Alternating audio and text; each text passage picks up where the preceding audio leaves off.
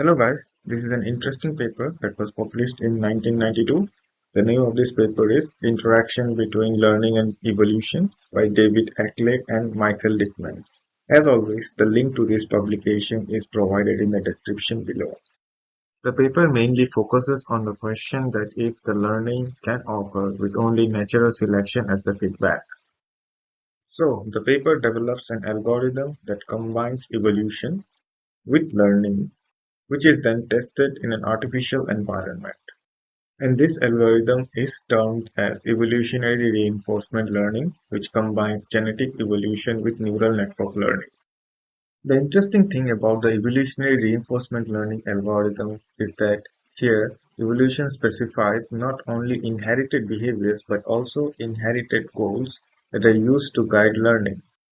This is achieved by constructing a genetic code that specifies two major components.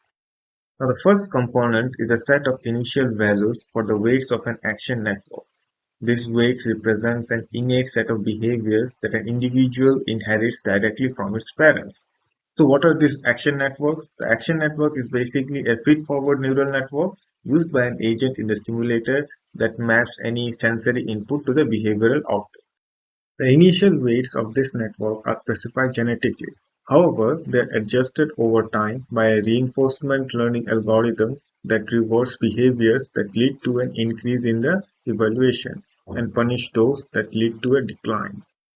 And the second component is an evaluation network, which is a feed-forward neural network that maps the sensory input to a scalar value representing the goodness of the current situation. Now, the weights of this network are determined solely by the genetic code, and they do not change during the lifetime of an individual. Now, let's look at how the algorithm proceeds.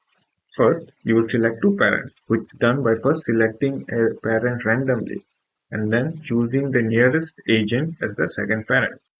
Then, create the child's genetic code by crossing the parent's genetic code using two random crossover points.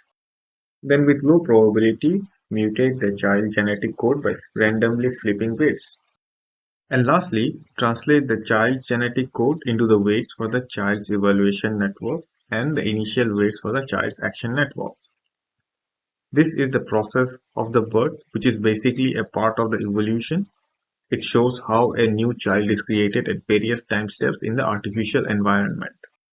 Now comes the learning part, where the new agent learns to survive in the artificial environment.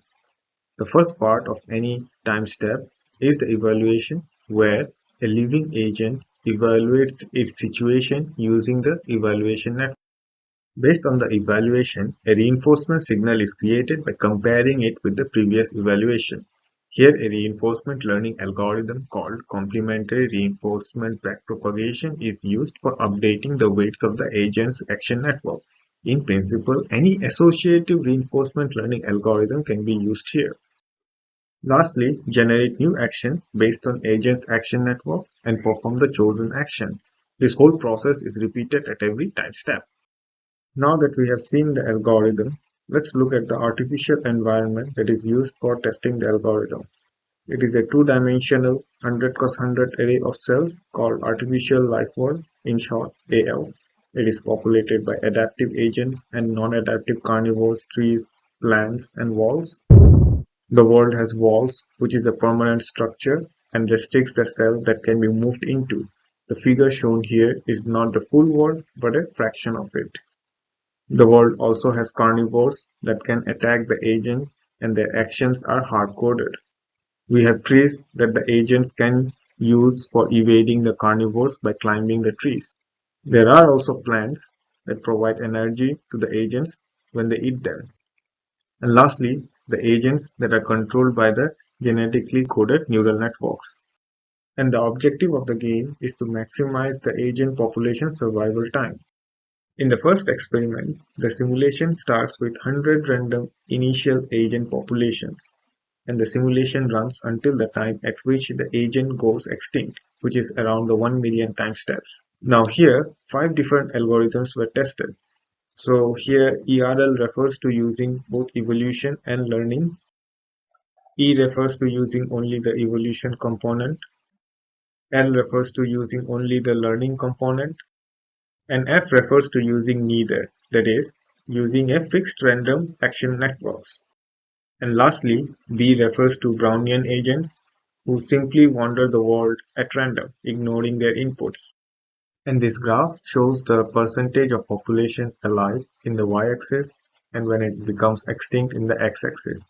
Now, if we look at the results, we see that the population goes extinct much earlier for algorithms with no learning component, that is, the algorithm E and F, whereas the algorithms with learning components survive for much longer time.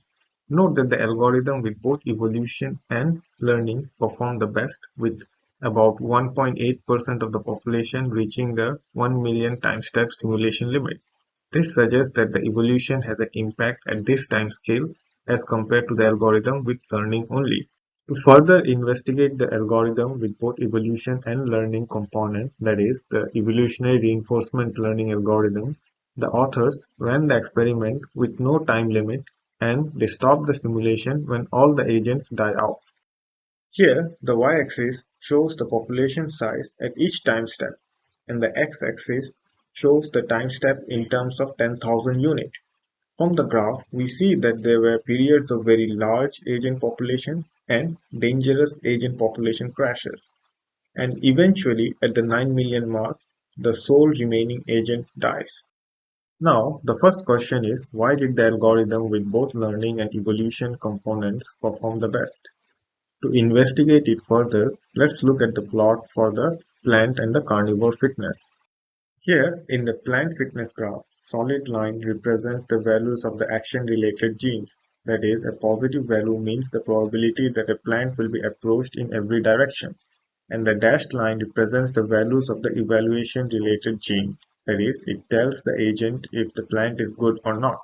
From the graph, we can see that the plant evaluation fitness line, that is, the dashed line, is relatively high throughout the run, whereas the plant action fitness line, that is, the solid line, rises steadily to supplant the dashed line, meaning that the agents have figured out to approach the plants for their energy source. What this means is that what once had to be acquired, that is, learned by the agents using the reinforcement learning, was now being inherited by the agents from the previous generation. This is known as the Baldwin effect, which makes it possible for the organisms to use learning to stay alive, while waiting for the successful behaviors to be incorporated directly into the genetic code. This is the main reason for the success of the evolutionary reinforcement learning algorithm, where the behaviors learned by the agents in the earlier time steps were passed down to the next generation by evolution, which creates better agents from birth.